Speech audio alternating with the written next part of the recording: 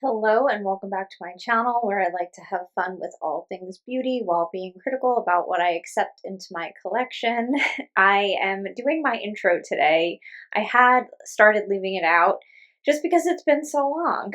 So some people might not know what my deal is. So that's my deal. I love beauty. I love both skincare and makeup, but I want I want to use what I buy and help other people navigate and not waste their money, essentially, like a lot of other channels. But I tend to really be critical because I don't get PR, I'm not monetized, so I'm definitely, and I'm not wealthy, so I'm being thoughtful about my purchases now more than ever. That's the case.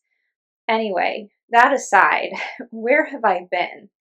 So this part of the video is not scripted and I will put timestamps. So I'm also going to talk about the new Nomad collection that I just received and some new makeup coming out, new to the market, things that I'm considering buying. So if you just want to hear about that, you can definitely, I always go out of my way to put timestamps. So that will be included and you can skip this part. I'm gonna try to be short and sweet. I'm not gonna try to go on at length because I'll cry, frankly, and I don't want to do that. So this isn't like my big comeback video, and I kept putting this off. I filmed a bunch using my phone because it was easier for me to find a quiet spot and talk about this stuff. But where I've been essentially is my dog is very sick, and I've been taking care of her. This all started, so on the 4th of July, we woke up in the morning and something was very wrong. So we rushed my dog to the emergency room and things just started spiraling after that. My last video, and something that I'm still planning on finishing, I'm about 75% done editing it. This happened in June. I filmed a video of me packing for this trip we were taking. And in doing that, I realized I picked out all of my favorite makeup because we were taking a car trip, so I had plenty of space. So I was able to go through my collection and pick out my favorite in every single category, and I thought that might be helpful. And I think it might still be a good video. When I look at the footage, I'm like a different person because that's before all of this happened. So I'm getting ready to take this really fun vacation and I don't know what's about to happen next. So it's a little hard for me to look at that footage. But because I'm almost done, I finished most of the editing before any of this happened. I think I am going to try to go ahead and finish that up and get it out sometime in the next month or so because it is all relevant. None of it is summer specific makeup. It's all just my favorite stuff. So if you see that come out and it seems disjointed or, it just looks different, maybe I seem different, that's why. Anyway, we left to go visit my parents in New Jersey at the very end of June. We got there, I think, July 1st, something like that. Up until July 3rd, everything was okay. We woke up on the 4th of July. My dog was dry heaving, wouldn't drink water. I mean, it was scary enough that we called around, found an emergency vet, took her in. They gave her a fluid pack and sent us home, thinking that this was just, she has a sensitive stomach. She's 10 years old. Her entire life, she's had a sensitive stomach. So we were like, maybe she just ate something, or she doesn't eat weird things, but maybe something disagreed with her, I don't know. Anyway, by the next day, things had gotten so much worse that we rushed her back and she had to go into the ICU. Finally, after about a week, we finally got a diagnosis because we were doing all these tests and everything was coming back fine or inconclusive. So we were not getting anywhere. And then she started having extremely high fevers. So it was like I couldn't even keep her home safely. When she had 105, I think, fever at one point, that's when I didn't want to leave her in this hospital in a strange place with people she didn't know, but I was terrified. So We kept her in until she was more stable. Finally, after I think a week or two, we got a diagnosis. She has immune mediated polyarthropathy. It also goes by the acronym IMPA, IMPA. And it's not that uncommon, but it is an immune disorder. It's an autoimmune disease. And it can range from being very mild and something that can go into remission for forever, or it can be deadly. So the whole thing was we needed to stabilize her because she was still very, very sick. She was panting. She couldn't sleep through the night because she was panting so much. And she also has some kind of an inflammatory chest issue where they see something in her chest, but she's physically not able to get a biopsy is what they would do to find out what's really going on with her lungs, but she's not healthy enough for that. So at this point, we're just trying to manage this disease. And it was a nightmare because it was an entire month of in and out of the ICU for one issue or another. We would get her home. I have a cabinet full of like 50 different medications that we've tried her on. And then it would be like one thing would get better. We would take her home.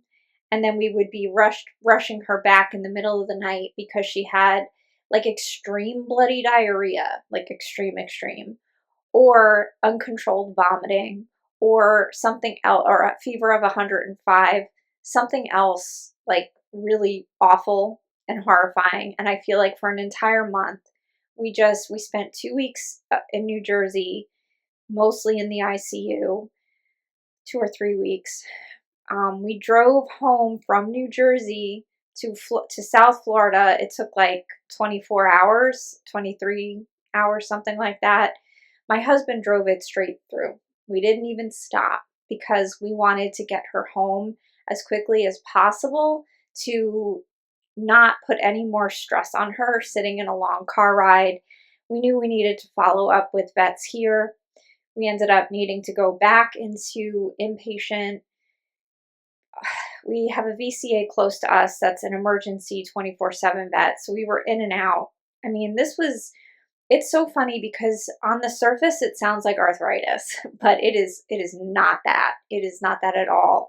This is her body attacking her joints, but it's causing inflammation throughout her whole body. That is just it just makes everything awful. And I mean, this would have been deadly if we didn't get her into not just inpatient, but the ICU, constant around the clock monitoring. I mean, we would have lost her. There's no question.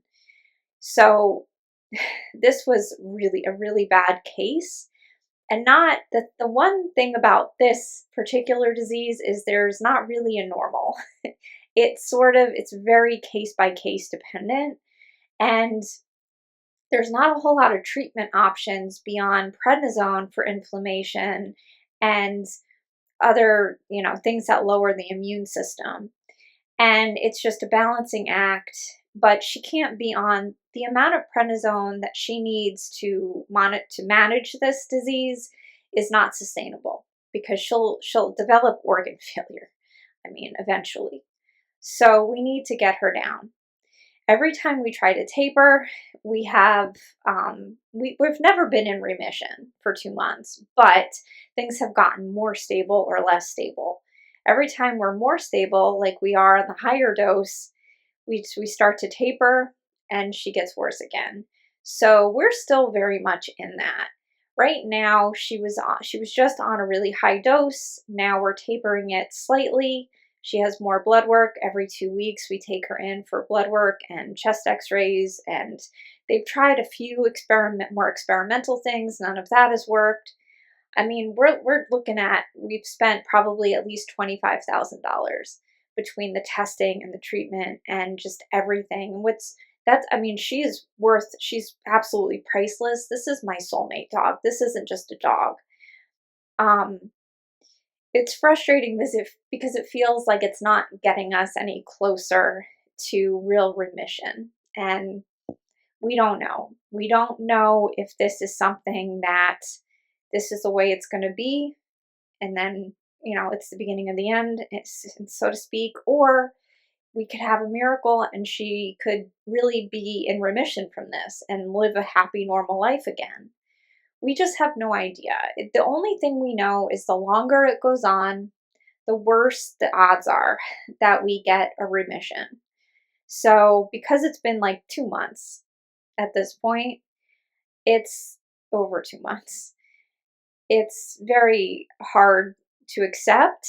And I, when I have free time, I want to spend it with her. And these videos don't take a lot of time, but the editing does. And that's why this video will not be as well edited as I try to normally do. Normally, I spend minimum 6 hours editing all of my videos. It doesn't look like it because I'm not good at editing by any means, but I take all my pauses out. I try to clean up. I'm not great with being on camera in general, so I do go to great lengths to make that look less awkward and less tedious for people to watch. I'm not going to do that with this video. This video is mostly just for me to touch base and step my, toe in the water. I want to start making content again. Fall is the exciting time for makeup. I want to talk about stuff. When am I going to be able to post consistently? I just don't know. We have an appointment with her this Friday. We're going to have blood work, see if the dose she's on is working, see by her, liver enzyme numbers and all that kind of stuff, how long she can stay on this lesser, but higher dose still, but safe. Make sure everything else is okay. Check her lungs again because it's hard to sleep because listening to her, she's not struggling to breathe, but it doesn't sound great. That's all still really difficult. So we are by no means in normal territory, but she is stable. So that's why I'm sitting here today and just taking this opportunity to just put something out. I know it's not going to be great, but I'm just going to put it out there. And I also, want to get back into my favorite hobby, which is talking about makeup. I don't have anybody in my real life that cares about this. So I'm so grateful for the community here. I've met some amazing people that I can genuinely call friends, and I miss it. Not that anybody needs content from me. There's no shortage of content, and I'm very well aware of that. But it's still, whatever. This is something I enjoy, so that's it. It's as simple as that. That's why I'm trying to get back into it. It's going to take a while, and, who knows? I could post once a month, or I could be able to post once a week, or, genuinely, if something really goes wrong, that's going to be it. I'm going to, stop if that's the case. Because like I said, I've had dogs, and anybody out there who has had dogs in their life, when you have that one special dog, your like soul heart dog, whatever you call it, like it's just different. So she is the light of my life. So, I think most people who have had that can understand that. And at the very least, I've made a lot of amazing friends here. And, I hope it doesn't go in that direction. I hope I can come back. But just in case that happens, that's a little explanation about why. So, all of that out of the way, I'm going to talk about what's on my eyes today. Because I don't have the bandwidth to make a whole separate video using the Nomad Witch City collection. By the way, please follow me on Instagram if you like indie makeup and you like any of the stuff that I'm talking about, because that's so much easier for me to just throw something up on Instagram. So every time I do have swatches, and I always make sure to take multiple lighting swatches and post looks and that kind of thing on Instagram, I'm Critical Beauty 411. Everything's always on there, regardless. So anyway, this palette just came. I got the 3 lipsticks with it. I'm not really going to talk about the lipsticks because they're not, you look at those and you know if those are colors that you're going to wear or not. I think most people, if you pick them up, it's for very occasional use and they're beautiful to look at. I don't regret getting them. I'm very happy with them. But I am going to focus on the palette because this is the thing that I'm going to use a ton, especially this time of year. This is my favorite time of year. And I love this color story. I think they did a great job. I've only done 2 eye looks with it, so I normally wait until I have at least 5 looks and then I go into a whole thing. Luckily, Nomads, they're very consistent now. It's not like the old days where their quality changed palette to palette. This is consistent, it's good. Every shade performs well. I could sort of tell just by swatching, but even using, and I use most, I think the only shades I haven't used are these red tones. That's probably going to be what I'll do tomorrow, but everything performed great. There's not a lot for me to say about this other than if you like this color story, you won't be disappointed. And for so many, and I still say with Nomad, their quality is solid, good, but if you're in a different country or you have to pay extra for shipping, that kind of thing, I don't know that they should be at the top of your list. They don't bring anything totally new to the table in terms of quality, but I really like their color stories. I like the themes. I think they do a really good job with incorporating something different, bringing something different to the market. And I'm not gonna pretend that I don't like it anymore. Like I used to be like, the quality's just okay. There's, why would you buy this when Glaminatrix exists? Like, that kind of thing. But I realize that I just really get excited for these palettes. I really have a good time, and it doesn't need to be that like S tier for something to be worth it. To me, this is so much better than ColourPop. Like, forget it. So much better. It's affordable and it's solid. Like, I'm just going to keep buying from Nomad and I'm going to stop pretending that they're not worth it because that's different for everybody. But for me, being in the US, not having to pay extra, it is worth it for me. So very happy with this palette. I will take a break right now and show some swatches from Instagram and the 2 eye looks and see you on the other side.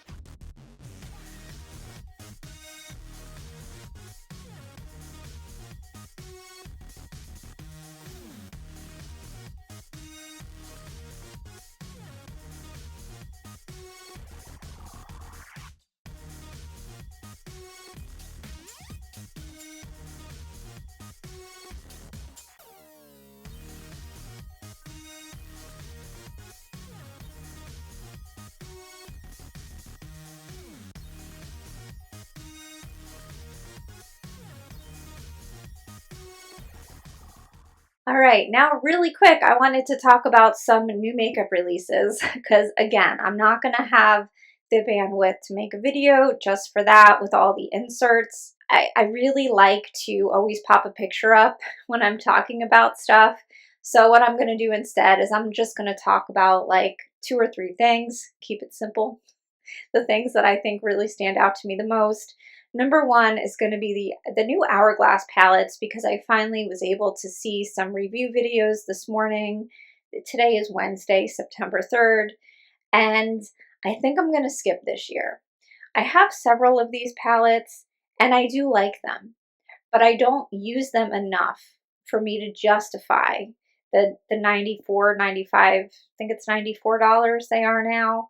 I don't actually think that's like highway robbery. I think the quality is good. When you break the price down by shade, it's like somehow somewhat reasonable, but I don't get the use to warrant buying another one.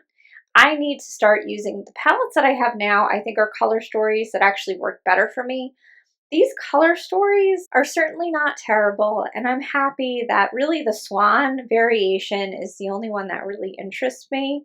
It's worse when I want like two of them. It's better than that. But it doesn't bring anything new enough to my collection that I can justify. And I always reserve the right to like change my mind with these palettes because I sort of say this every year. But last year I did skip, and I have no regrets. And this year I'm probably going to skip. I pulled my palettes, my two favorite ones out yesterday, and my socks were not blown off. My cheek looked a little bit muddy when I used all the Hourglass palettes. When I use my own bronzer, I like the blushes. I like the blushes and the finishing powders, but I feel like their bronzers never look good on me no matter what. And their highlighters sometimes look, they turn like a silver color and they ruin my whole cheek look. So between the bronzers and the highlighters not being my best fit, hopefully I'll save my money on this because Lord knows there's going to be plenty of other things that I want instead. Speaking of things that I want instead, the new Natasha Denona foundation, I'm definitely getting that. I think I'm going to wait for the Sephora sale. I definitely wanted to wait to get it at Sephora in case I was off with the shade match. I just don't want to take gambles like that with shades because I'm terrible. I have such bad luck with that. But I have their concealer, and I think I have it in shade N4, and I love it. It's a beautiful color. Everything about it just looks like right up my alley. My two favorite foundations are the NARS Light Reflecting and the Chanel No. 1. Those are my two all-time favorites, and this looks very similar to both of those. And if it's like the concealer, I'm going to be a fan. So that is something I am absolutely buying. What I'm absolutely skipping on though is the reformulated Charlotte Tilbury and Makeup by Mario foundations. I saw on the Sephora app that they just released the Makeup by Mario one. I didn't even know that was coming out. Don't care. The first one had like shimmer particles, I think, was people's chief complaint with that, but like, I'm good. I don't believe that that's a formula that I would get on well with. And the Charlotte Tilbury one, I was tempted to try their more recent release, like not the one that they're reformulating, but, and I'll find a picture of it and pop it up. The one that was your best skin or something crazy, you know how Charlotte is with naming. But that foundation seemed somewhat interesting to me. I think I tried a sample of it though, and I found it a little bit thick. So I'm like, honestly, it's going to take a lot to knock my top ones out. I'm still always interested. I'm still constantly trying foundations, but I just don't think either of those are really going to be the ones that are going to work for me. The Natasha Denona one, though, I'm really excited to try on my more mature, very, very, very dry skin. The new Byredo palette, that just doesn't speak to me. I don't know what it is about Byredo, but I am never attracted to anything that they come out with. I assume that their eyeshadow formula is fantastic though, because there's no way that these palettes would be as popular as they are if it's not a good formula. I assume it's a good formula. Maybe it's the red in there or the fact that a lot of the other shades seem similar to one another. I don't know what it is. I really don't. I'm sure it's something that I would use. A lot of their palettes are very user-friendly. They're very neutral, easygoing. I'm sure I would actually like it if I had it in my hand. But something about it just is like, nope, keep scrolling. I don't know what that's about, but I don't have extra money right now, so I will be skipping on that. The new Gourmande Girls collection looks stunning. I will probably just buy the palette and not the full collection because, again, I have to be smarter with what I'm buying, and I have so many lip products, like it's a little scary. So I really need to rein it in, even though I do want one of those lip glosses. The palette is beautiful, and I love their formula. For some reason, I don't pick up every release because I'm getting to the point where I really do have too many eyeshadow palettes, but every single palette I have from them performs excellently. So I think I'm probably going to get this one because I really do like the color story and I think it's fun. The new Gucci powder definitely caught my eye. Part of it is because the packaging is so pretty. I'm not gonna lie. I have the bronzer and I love the bronzer. I love the packaging and I love the formula. One thing though about this that makes me kind of not want to buy it is the shade range. The shade range is abysmal. It is really, really bad. The shade range of their skin tint or foundation, whatever they came out with before this, is also atrocious. So I should have expected as much, but especially now that I'm really looking at it, like the number of light shades, like my God, it's just ridiculous and it's completely inexcusable. So as I don't know, I'm still tempted. I don't want to be, but I still am. But I don't know how I feel about that. I'm going to have to really think about that one. The Hung Vanngo collection. When I first heard about this, I got really excited because it's a makeup artist, and I'm here for the artistry of it all. I really like that aspect. And hearing him speak about this, he seems like really involved. So I like that a lot. I am tempted mostly by the eyeshadow palettes. If I'm real, I don't really like the monochromatic thing because it makes me feel like I have to buy multiple palettes.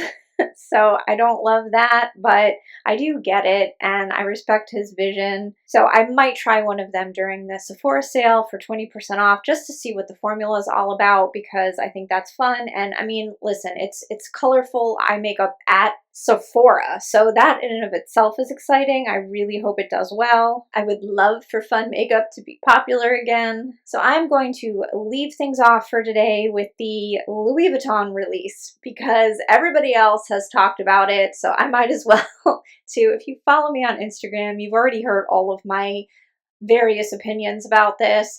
When I first saw it, I've gone through all the emotions. I was horrified, like everybody else. $250 for 4 eyeshadows? You've got to be kidding me. Then as time went on, I got a little bit less upset because I realized you were buying the packaging for $150. The eyeshadows are being sold separately for $94. If you're a makeup lover, you can get this for a Tom Ford price, put it in a Z palette and be done with it. You still get to use the shadows. So the fact that they made this packaging reusable, but then they actually sold refills, unlike some brands that do that and just never make refills. I appreciate all of that. So I was a little bit less mad. And then the lipstick to me is just silly because how good can a lipstick really be? And how can that packaging be worth $100 when the materials are not as fancy as some other luxury brands who already do that and they have fancier cases? So the lipsticks I felt a little differently about, but always going to be interested in eyeshadow first. So I went in person. If you want to hear this story, just look at my last video. I talk, in detail about my experience getting them in Miami, or looking at them, I should say. I didn't buy anything. Looking at them in Miami. I was really hoping that I was going to be able to touch them with my fingers because this formula needs that. This shimmer formula, you need a finger or a wet brush, but a finger would be the easiest way to pick it up and see the shade. Using their terrible synthetic brushes, I wasn't really able to get any idea of the shimmer formula other than it is more subtle than what I want. And the fact that I have tried a number of luxury eyeshadows and I don't like them.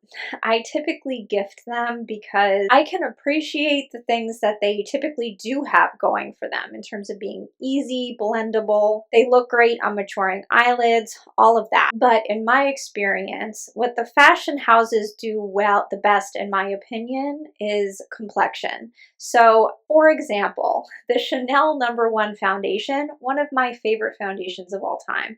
I love a lot of those luxury brand foundations and face powders.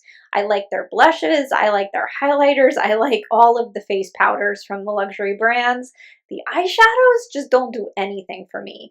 every time I think I'm going to find one that I really like, I end up giving it away. So the last twos, I got two from YSL, Stora Dolls and Babylon Rose. And what I liked so much about those two palettes is the topper shades were this really super wet look shimmer that was just absolutely stunning. I thought, especially in the luxury market, those really stood out. I didn't even keep those. I gave those away. So the fact that I gave those away really proves to me that I need to see, a shimmer needs to show up and be more present for me to get excited enough to actually use it. And I'm not keeping $100 eyeshadow in my collection that I'm not going to use or want to use. So that's what kept me from getting the refills. I did consider buying a refill so that I could stick my fingers on it and have the experience because of Pat McGrath, not because of Louis Vuitton. I am not somebody who has any respect really for luxury. It's just not my thing. It doesn't get me excited. So if this didn't involve Pat McGrath, I would have snoozed through it and said the packaging is pretty, but I would have moved on because she was involved. And whenever Pat McGrath is involved with something, I need to know. I feel like she could potentially come out with a new way of doing eyeshadow completely, like an entirely new medium for eyeshadow. So I just want to know, that kind of thing. And I knew from seeing the reviews from when it first was launched that this was not reinventing the wheel. This was just nice luxury shadows, nothing that special. I knew it, but I still wanted to see it in person. And I was glad that I did. It was a fun experience. I got to go in. I got to at least swatch the lipsticks on my hand. I didn't really get much out of the eyeshadow viewing, but if they end up selling them in more places, maybe eventually we'll be able to swatch them. But at the end of the day, I'm glad that I don't need to shell out $100 to have a good eyeshadow experience. I could get a better experience for less money, actually. So there is that. I don't get the pretty packaging, but I get, what it's for is it's makeup. I mean, it goes on your face. So after the few minutes it takes to put it on, the part that you enjoy for many hours later is the effect on the eyes. So for that, I'm grateful. I would hate to feel like I had to spend that, because then I would want all 8 of them, of course, because I'm obsessed with makeup, and that would be $800. So at least I got to see it, and I know for sure that I really don't need it. I won't yuck anyone's yum though. If that really excites you, I'm happy for the people that got it, because it is a luxury experience. There is something really nice about holding it in your hand and enjoying it. It's just about priorities. Some people, that means more to them than others. Just like a luxury car. Frank, I could care less. I wouldn't want a luxury car because then I would be worried about it. I'd be worried about people, dinging my doors and all of that, where I parked. It would be a nightmare. And then if something went wrong, like where could I take it? Whatever, I wouldn't want to deal with that. Somebody else, though, that's very exciting. So, we all like different things. And I like plenty of expensive things. So I'm not better than anybody. My interests are different. That's what makes the world go round. I also think that these would make exquisite gifts, whether it's the eyeshadow component or the lipstick. I feel like because they're also selling the refills, you could make a mistake with color. I was thinking about gifting one of the lip balms, for example. It depends on what colored case you want, if you want the white or the black case, because they're all interchangeable, which I love that. And I feel like if you made a mistake with the color, the person could get a refill and switch it out. Same with the eyeshadow. Plus, the eyeshadow, there's a lot of really safe options, so that lends itself to gift giving. I think either item would make a fantastic gift. Plus, they would get the experience of opening it. So Louis Vuitton packages everything exquisitely. So you get the bag and the envelopes and all that stuff that sounds silly, and it is, but it's still enjoyable. And maybe for some people, they really, really don't care. But even for me, even getting a sample and getting a little bag, I felt like that was a lot of fun. So that is perfect for a gift. It's harder to justify for yourself unless you're really going to get the use out of it. And I think a lot of people will. And I think that's okay. The one criticism that I heard that I wasn't able to so easily dismiss was people criticizing the Louis Vuitton brand for having humanitarian issues, that's a whole nother thing. And I can't speak on that because I don't know anything about it. So to me, that's like a way more legitimate reason to not want to spend your money there. But again, that's for somebody who shops there and knows something about it to speak on, not me. And obviously there's the valid concern that this could raise the prices of other items in the market, but I think it's too soon to tell. I have a feeling this isn't going to go over maybe as well as it would have a few years ago, but only time will tell. And I feel like this is sort of an interesting experiment that we're seeing happen in real time. I don't know if it'll be enough to save the brand, but I do think luxury is struggling right now. And I've heard a few people talk about this from a financial perspective, which I find so interesting. It just fascinates me. But like, you know, the whole LVMH and how they're not doing so great, but the makeup is, and recession indicators and all of that. And I think there's also a number of people that think things are changing. You know, like I want to pay for quality, but I don't necessarily want to pay for a name brand. So what that has, and I think a lot of people feel like that now. So there's been this a secondary market. It used to be like high end and then like cheap stuff. And not that much in the middle. And they're saying, these experts are saying that the middle tier has really exploded. And now there's a ton of like really, really high quality stuff that you're just paying for the materials and the craftsmanship. You're not paying the extra tax, the luxury tax for the name of it.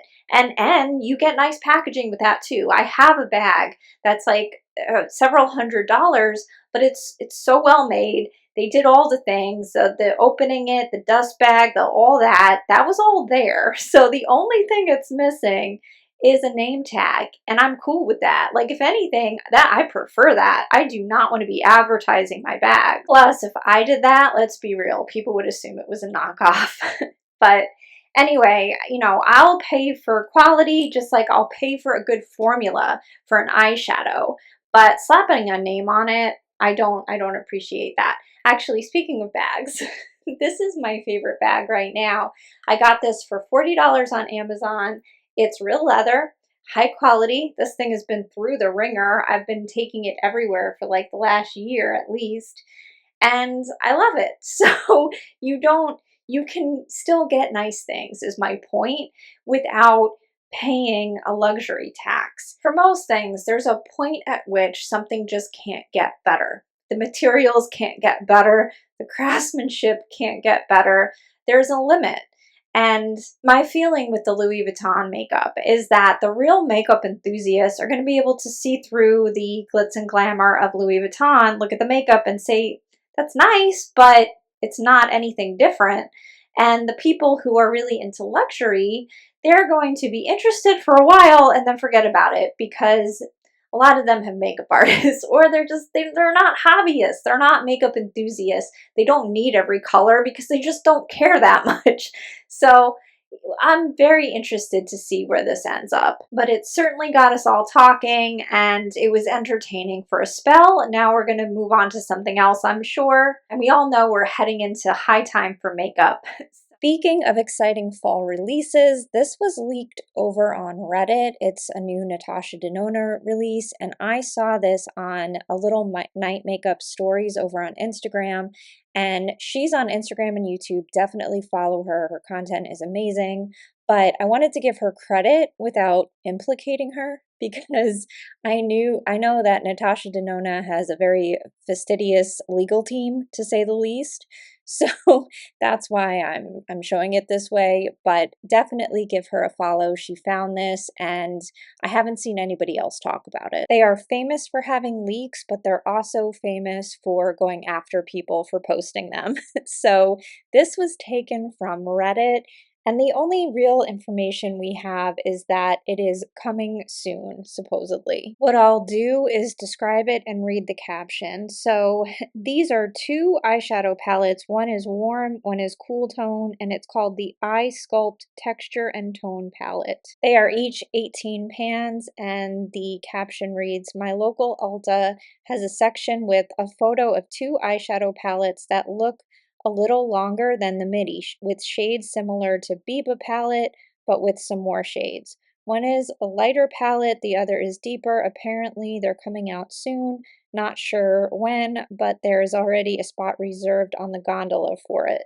So I assume that this is coming out in the near future, and I'm actually shocked that I haven't heard more buzz about this. That's why I forgot to talk about it in the original video, but I'm excited. I'm excited for the cooler tone version of it. At the end of the day, I hit pan in Natasha Denona palettes, so I will most likely be getting this. I use the heck out of the mini version, and also I need a nude.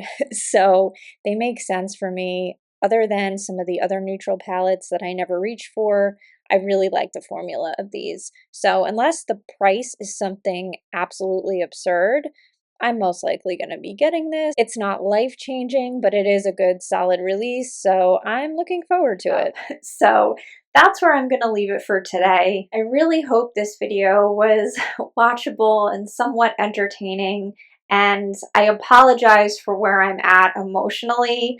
I'm just doing my best, and I am still buying things. So whatever I do buy, I want to at least review on Instagram, and if not a dedicated video, talk about it from time to time, touch base. I'm not sure what I'm going to put up next on this channel. It may just be me editing my other video that I talked about earlier from before my trip, or if things improve and I have more time, I might do something else, a dedicated video, something, makeup coming up, that kind of thing. I'm just not sure yet. But I wanted to touch base because I felt like I had just enough energy to do that today. So thank you so much for bearing with me. I love you from the bottom of my heart. Thank you for sticking with me through this. I appreciate all of the messages and the kind words. I can't tell you how much that means to me. This has been the hardest summer of my entire life, and I'm really, really grateful for all the people who have reached out with support, and I hope that you're having a good day. I hope you're taking care of yourself wherever you are. I love you so much, and I'll see you in the next one. Bye-bye.